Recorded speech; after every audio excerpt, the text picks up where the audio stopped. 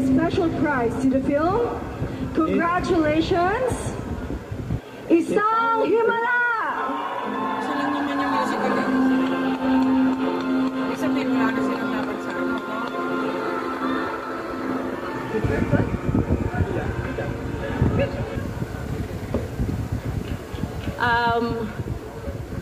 Magandang umaga na ba? Maraming salamat sa MMFF. Maraming salamat sa paniniwala sa aming pelikula.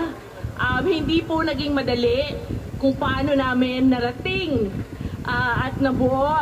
Naiyak ako. Sa Himala, pero nakarating po kami dito. Salamat sa kanilang lahat.